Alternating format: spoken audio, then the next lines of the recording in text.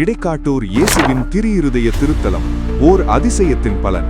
சுமார் 130 ஆண்டுகளுக்கு முன்பு பிரான்ஸ் நாட்டில் மரிய அன்னாள் என்ற ஒரு பக்தி நிறைந்த பெண்மணி தீராத இருதய நோயால் மிகுந்த வேதனையில் வாழ்ந்து வந்தார். அந்த காலத்தில் சில கத்தோலிக்க பெண்கள் அவரை சந்தித்து திரு-இருதய ஆண்டவரை எண்ணி 9 நாட்கள் நவநாள் ஜெபம் செய்யுங்கள், உங்களுக்கு நிச்சயம் சுகம் கிடைக்கும் என்று கூறினார்கள்.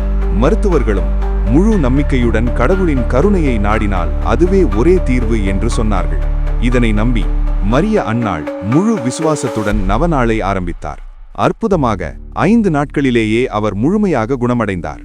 இந்த அருளுக்காக ஆண்டவருக்கு நன்றி செலுத்த ஒரு திரு-இருதய ஆலயம் கட்ட வேண்டும் என்று அவர் தீர்மானித்தார். அந்த ஆலயம் கட்ட தேர்ந்தெடுக்கப்பட்ட இடம்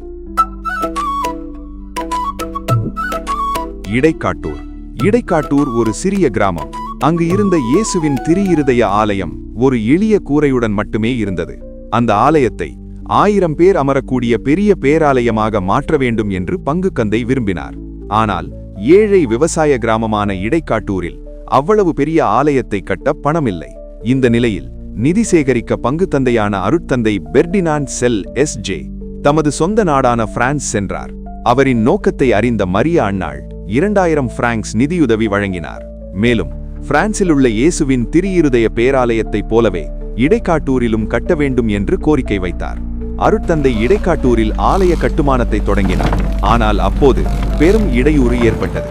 ஆலயம் கட்டப்பட்ட இடத்தில் கிராமத்திற்கு சொந்தமான சிறிதளவு நிலம் சேர்ந்துவிட்டது. உண்மையை அறிந்த அருட்தந்தை தமது தவறுக்காக மன்னிப்பு கேட்டார். நிலத்தின் விலையை சொல்லுங்கள், எவ்வளவு தொகை என்றாலும் கொடுக்கிறேன், ஆனால் ஆலய அமைப்பை மாற்ற முடியாது என்று பணிவுடன் கேட்டார். ஆனால் கிராமவாசிகள் மறுத்தனர். வழக்கு சென்னை உயர்நீதிமன்றம் வரை சென்றது. வழக்கு 5 ஆண்டுகள் நீண்டது. ஒரு வழக்கறிஞர் வழக்கில் வெல்ல ஒரு பொய் சொல்ல வேண்டும் என்றார். அருட்தந்தை உறுதியாக பதிலளித்தார். நான் திரு-இருதய ஆண்டவருக்காக ஆலயம் கட்டுகிறேன், அதற்காக நான் பொய் சொல்ல மாட்டேன்.